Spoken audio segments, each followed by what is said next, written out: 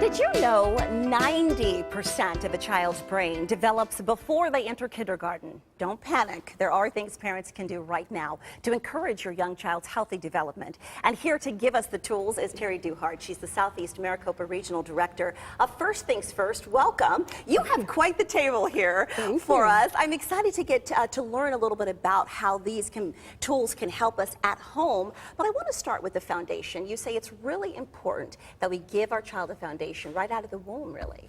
Absolutely. It's so important that we go ahead and make these experiences for children right away. So reading to your child, talking to your baby. There are certain things that we can do as parents that don't cost a lot, that will not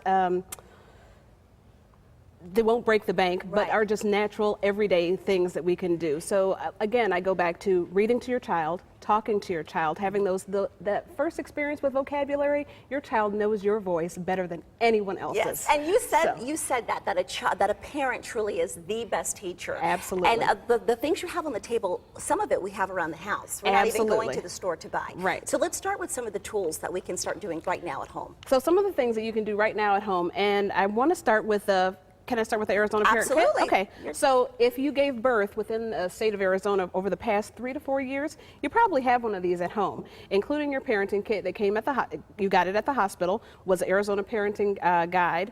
And inside the guide are resources and information for parents, a book to remind parents to read to their children and read as early as possible, and some DVDs that are actually have nice parenting tips and suggestions in there. And there is a magnet for the Birth to 5 helpline. I wish I had this when I was a new mom. When I read that online, I said, well, a helpline, that just need that little assurance. You can call anytime and they will answer any parenting questions you might have. So if we have an infant, for all the parents out there who have an infant, what can we do? What can show us kind of some examples of some games we can play? Things that we can do with our infant and toddler. Of course, talk to them, of course, read to them, but provide them with soft toys. And I'm stretching across here. Soft toys, toys that make noise, the Radley toys, things that are stacking so that they're going into, as an infant, they're teething, so there's a nice gnawing, and they're also getting a little bit of a reward when they make noises with the toys. So we want to make sure that they have those type of things. As they get a little bit older, they're stacking toys, they're alphabet toys, things that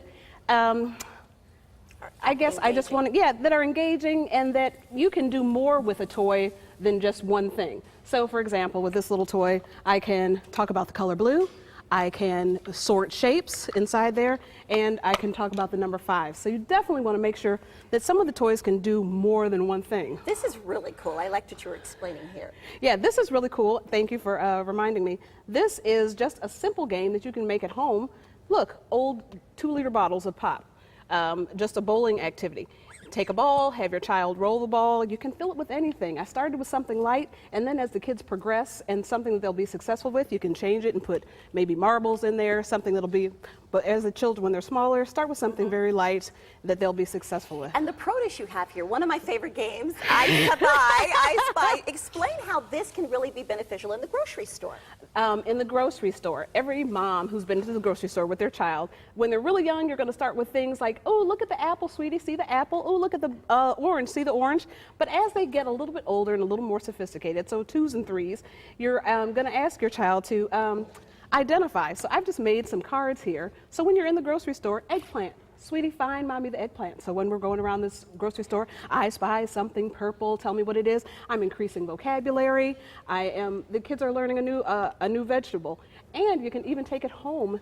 Yes. And when the kids are a little bit older, maybe even do a cooking experiment with it to learn something new. There's probably some adults who would need to do this. I find the I Spy game. And a honeydew melon. Wow, well that's great. Yeah, so basically with all the technology and stuff that we have nowadays, you could probably just download these onto your cell phone and or a tablet and go around the store with the kids. So you don't need a lot of money. This is stuff we probably already have in our home. We have to go grocery shopping anyway. So mom and dad, if you need support, as you heard Terry say, there is a helpline and a parent kit that is available to you. We encourage you to go to SonoranLiving.com to get much more information. If you need a little help, because we all need it every now and then, go to our website. We put all the information there. Thanks so much. I appreciate it. Thank you.